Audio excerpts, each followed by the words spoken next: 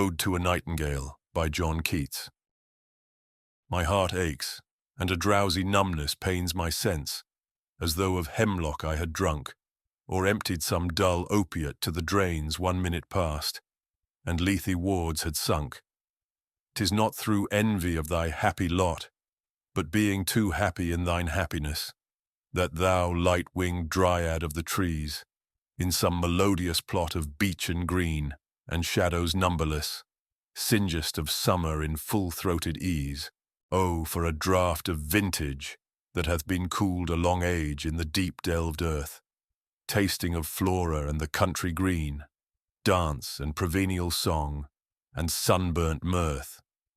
Oh, for a beaker full of the warm south, full of the true, the blushful hippocrene, with beaded bubbles winking at the brim, and purple-stained mouth, that I might drink and leave the world unseen, and with thee fade away into the forest dim, fade far away, dissolve, and quite forget what thou among the leaves hast never known, the weariness, the fever, and the fret here where men sit and hear each other groan, where palsy shakes a few sad last grey hairs, where youth grows pale and spectre-thin, and dies, where but to think is to be full of sorrow and leaden-eyed despairs, where beauty cannot keep her lustrous eyes, or new love pine at them beyond tomorrow.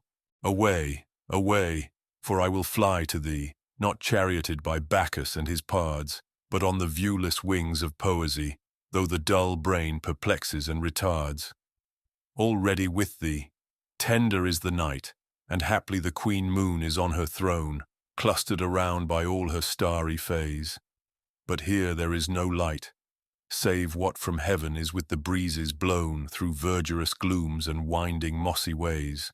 I cannot see what flowers are at my feet, nor what soft incense hangs upon the boughs, but in embalmed darkness guess each sweet wherewith the seasonable month endows, the grass, the thicket, and the fruit-tree wild, white hawthorn, and the pastoral eglantine, fast fading violets covered up in leaves, and mid-May's eldest child, the coming musk-rose, full of dewy wine, the murmurous haunt of flies on summer eves.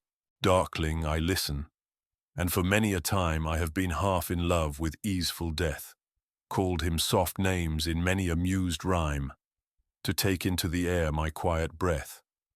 Now more than ever seems it rich to die, to cease upon the midnight with no pain, while thou art pouring forth thy soul abroad in such an ecstasy. Still wouldst thou sing, and I have ears in vain, to thy high requiem become a sod. Thou wast not born for death, immortal bird. No hungry generations tread thee down.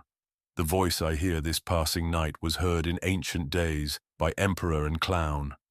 Perhaps the self-same song that found a path through the sad heart of Ruth, when, sick for home, she stood in tears amid the alien corn.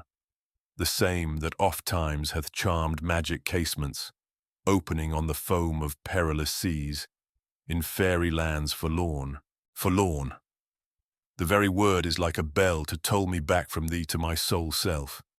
Adieu, the fancy cannot cheat so well as she is famed to do. Deceiving elf, adieu, adieu, thy plaintive anthem fades. Past the near meadows, over the still stream, up the hillside, and now 'tis buried deep in the next valley glades. Was it a vision, or a waking dream?